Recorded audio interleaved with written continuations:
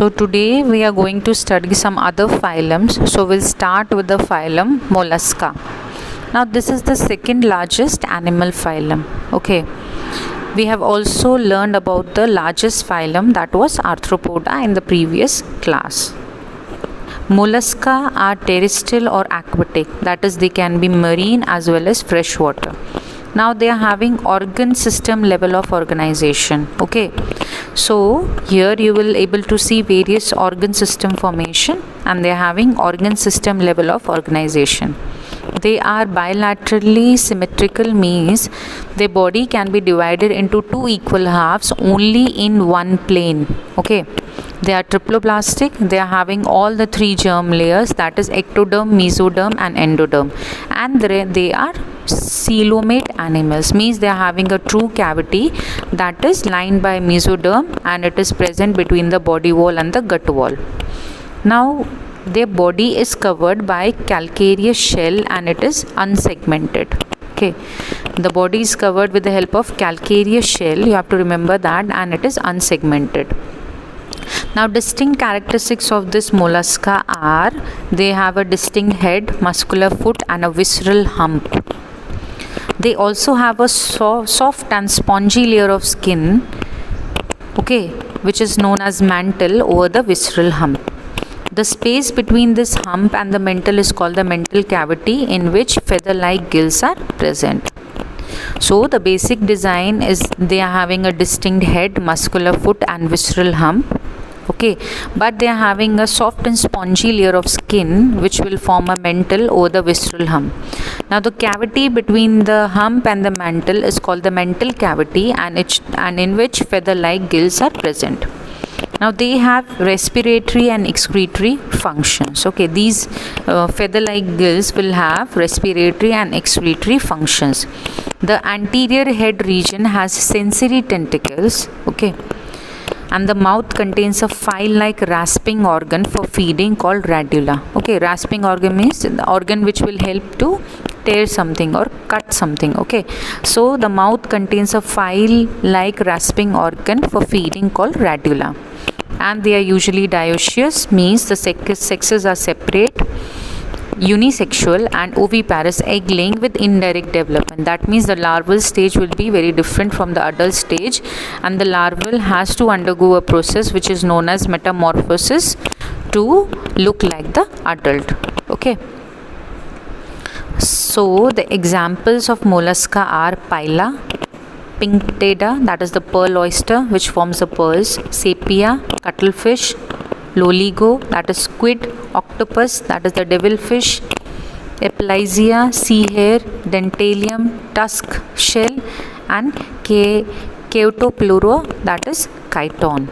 Okay, so in the mollusca you have to remember that this is the second largest animal phylum. Mollusca are terrestrial or aquatic animals. Okay, but they can, in aquatic habitat, they can be marine or freshwater both. They are having organ system level of organization.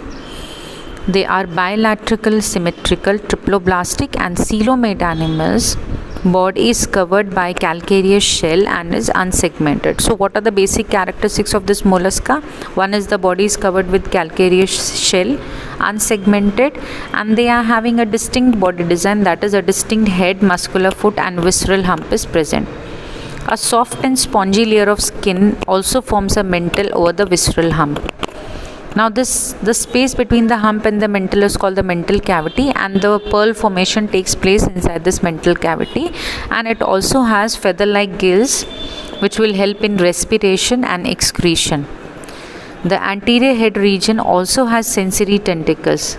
The mouth contains file-like rasping organs which are called radula, and they are dioecious, oviparous, and the development is indirect. Examples: Pila, okay, apple snail, pearl oyster, cuttlefish, squid, devilfish, sea hare, tusk shell and chiton. Okay. Now the next phylum is Echinodermata. Now these animals have an endoskeleton of calcareous ossicles, and hence the name Echinodermata or spiny bodied animals is given. When you will see the structure of these animals, you will find spine-like organs all over the body. Okay, and these are nothing but these are the calcareous ossicles, and so they look like spiny bodied animals, and they are named as Echinodermata. All are marine with organ system level of organization. So the organ system is formed in these organisms. The adult echinoderms are radially symmetrical, but larvae are bilateral symmetrical. Okay. Now this is the characteristic feature of Echinodermata, that the adult are radially symmetrical, means when you try to divide the animal in equal halves from any plane, they will have a symmetry, but the larva which is formed is bilateral symmetrical. Okay, means it will be only divided into two equal halves when bifurcated by in only one plane.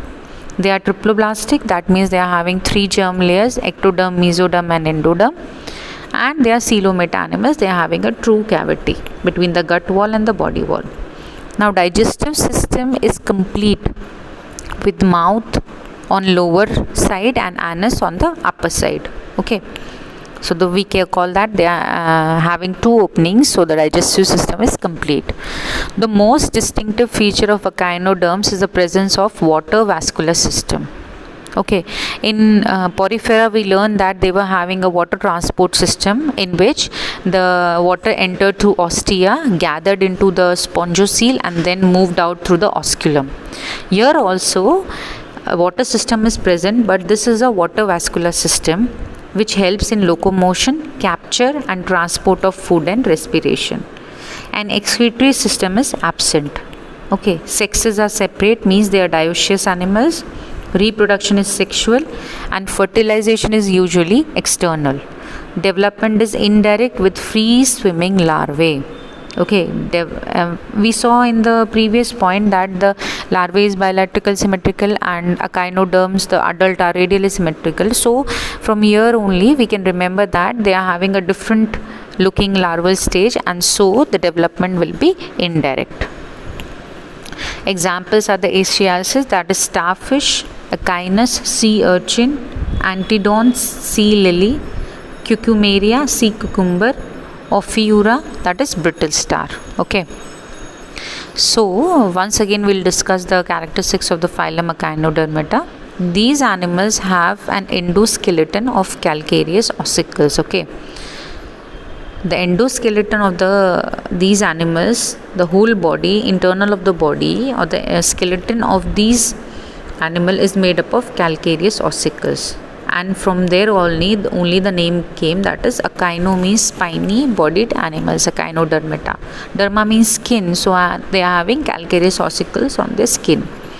All are marine with organ system level of organization.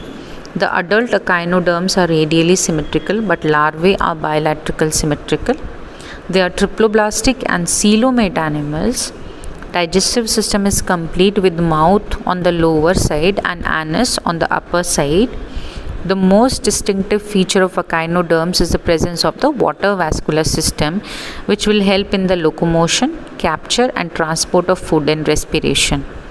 An excretory system is absent, sexes are separate, reproduction is sexual, fertilization is usually external, and development is indirect with free swimming larvae. Examples are starfish, sea urchin, sea lily, sea cucumber and brittle star. Now we come to the phylum Hemichordata. Now Hemichordata was earlier considered as a subphylum under phylum Chordata, but now it is placed as a separate phylum under non-Chordata. They are the worm-like marine animals. Okay, what are they? They are worm-like marine animals. They are having organ system level of organization. They are bilateral symmetrical, triploblastic and coelomate animals.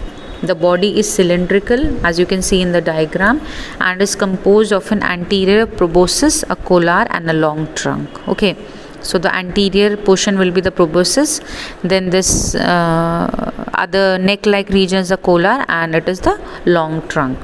Now circulatory system is of open type. Respiration takes place through gills.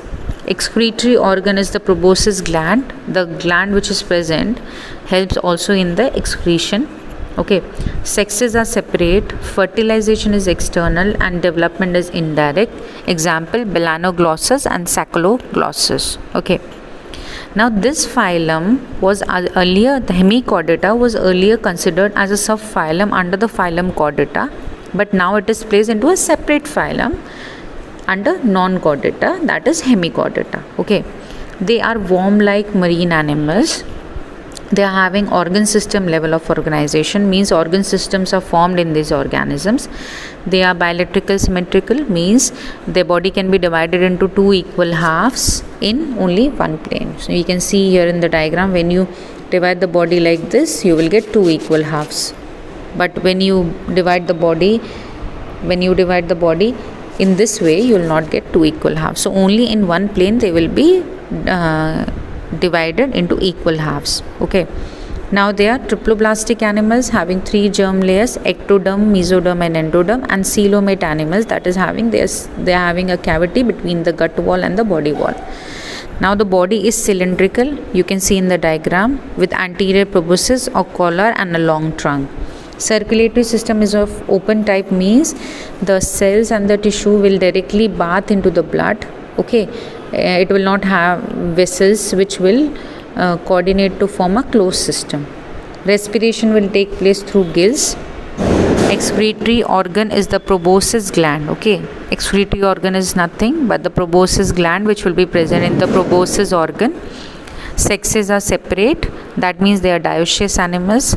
Fertilization will be external, that means outside the body. Development is indirect, means the larval stage will be very different from the adult stage, and the larva will undergo a process which is known as metamorphosis to look like the adult form. Examples are melanoglossus and sacaloglossus. Okay, now comes here the phylum Chordata. Now the animals in the phylum Chordata are fundamentally characterized by the presence of a notochord, a specific notochord or a dorsal hollow nerve cord. Okay, and paired pharyngeal gill slits will be present in the phylum Chordata. Okay, so the name suggests presence of a cord, that is the notochord. Okay, other characteristics are presence of a notochord, a dorsal hollow nerve cord, and a paired pharyngeal gill slits. These animals will be bilateral symmetrical, common characteristics, triploblastic, coelomate, and will have organ system level of organization. Okay, they will possess a post-anal tail and a closed circulatory system. All the animals which will study in the Chordata will have these common characteristics. Okay, you can see here in the diagram, this is the nerve cord, dorsal hollow nerve cord. This is the notochord which will help in supporting the body. Okay, this is the post-anal part, and this is the gill slits. Okay, so these are the common characteristics of the Chordata. So the phylum Chordata animals will be characterized by the presence of a notochord, a dorsal hollow nerve cord, and paired pharyngeal gill slits. They are bilateral symmetrical, triploblastic, coelomate with organ system level of organization, and they possess a post-anal tail and a closed circulatory system. Okay. Now the difference between the chordates and non-chordates is very important. So the basic difference, as from the name comes, that notochord is present in chordates and notochord is absent in the non-chordates. Central nervous system is dorsal, hollow and single. Okay, but central nervous system in non-chordates is ventral, solid and double. Now chordates will have pharynx perforated by gill slits, but gill slits in non-chordates will be absent. Heart is ventral, means it will be present on the ventral side, and in non-chordates the heart is dorsal, present on the back side. The last difference is the post-anal part, tail is present, and in non-chordates the post-anal tail is absent. Okay, so notochord is present, central nervous system will be dorsal, hollow and single, while in non-chordates it will be ventral, solid and double. Pharynx will be perforated with gill slits. In non-chordates, this gill slits will be absent. Heart will be present on the ventral side. Now here in non-chordates, the heart is present on the dorsal side. Now a post-anal part, that is tail, is present in chordates, and post-anal tail is absent in the non-chordates. Okay. So these were some of the phylums which we studied today.